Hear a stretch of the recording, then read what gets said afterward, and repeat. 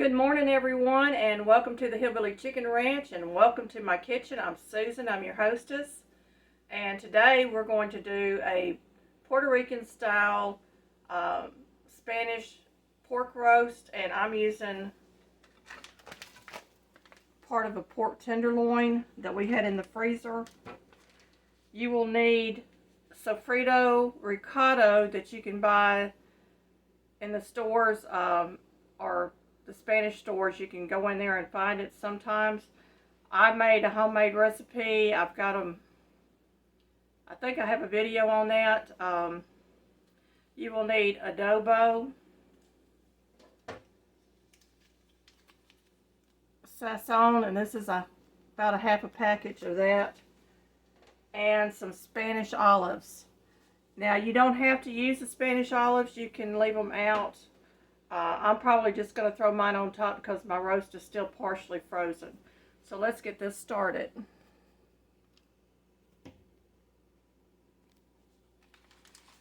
I'm going to get a cutting board.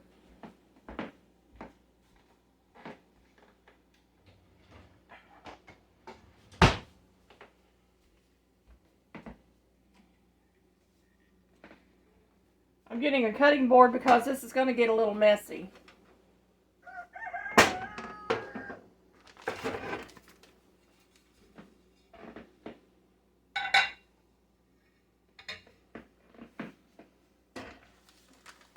Ideally, you would want your roast defrosted, but because I'm throwing it in my crock pot, it doesn't really matter.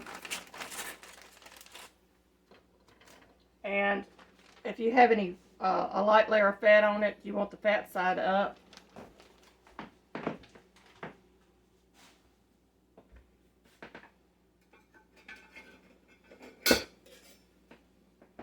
You're going to score the top.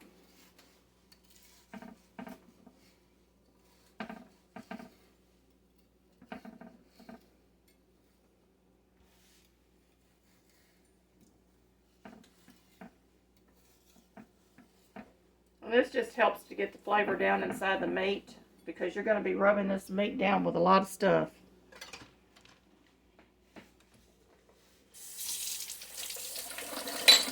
I'm washing my hands off because I'm handling raw meat, y'all.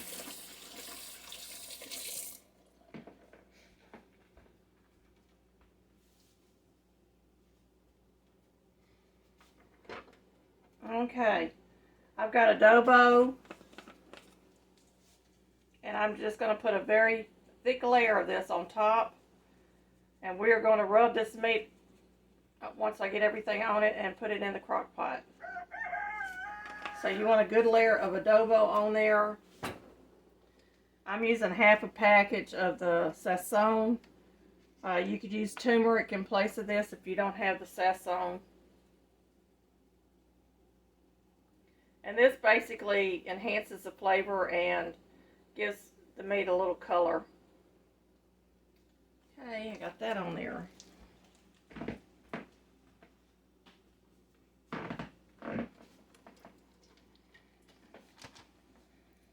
I've got my sofrito and ricotta mixed.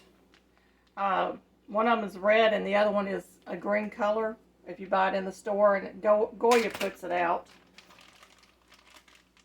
If you can't find it in your store, I know they sell it on Amazon. And you want about 2 to 4 tablespoons of this, depending on the size of your roast. I'm just going to use up what I got in this bag since I've defrosted it.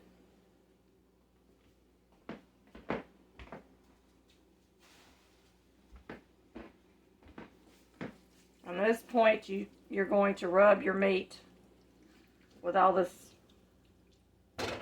stuff on both sides.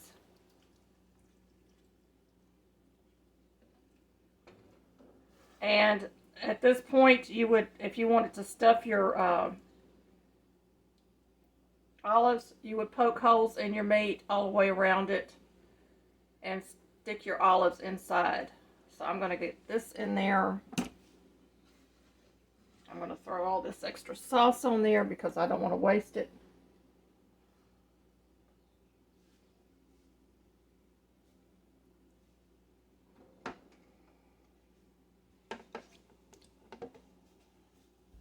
And I'm going to wash my hands again.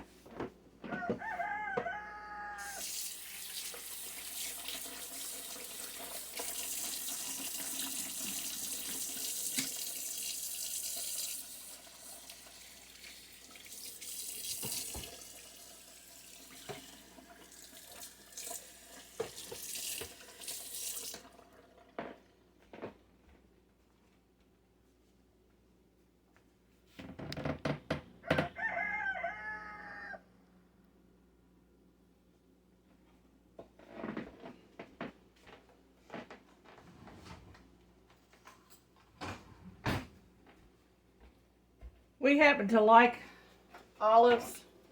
I just don't like eating them raw, so I'm just going to throw several olives in here just to add the flavor right on the top.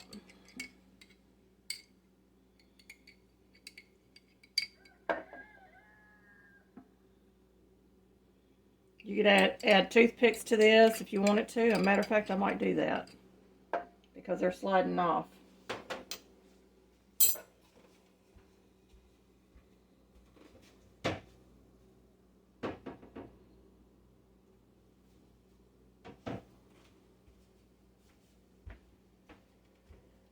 I have a little trick with my toothpicks. I divide them in half. Just like that.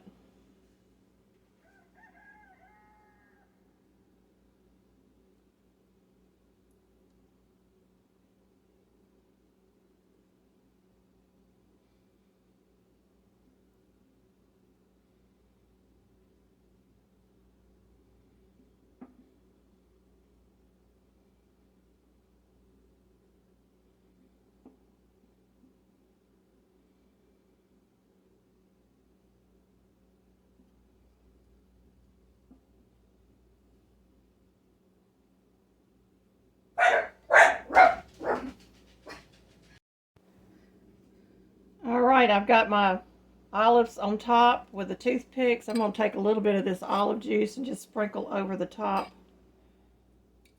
Like I said, we like the flavor of the olives. It's one of those biblical fruits or vegetables. And I'm going to put a little bit of water in here.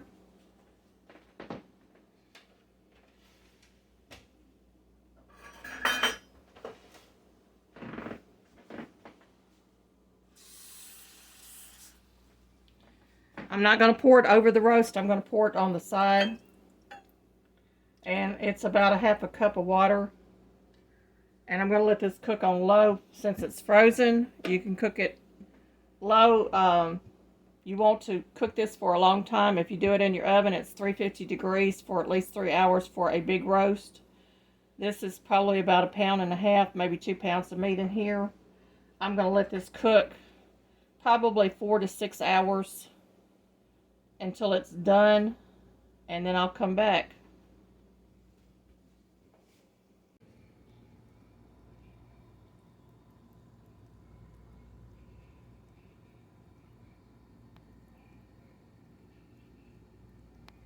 Well, here's supper, y'all. The Puerto Rican Spanish roast, some fried zucchini with dried Valdelia onions that I did up, some Cajun beans, some low-carb Mexican cornbread, and applesauce. And my last item on the plate is the pickled deviled eggs. And these are the pickled eggs that I did on another video. And it looks yummy, y'all. It's time for supper. Thank you for watching.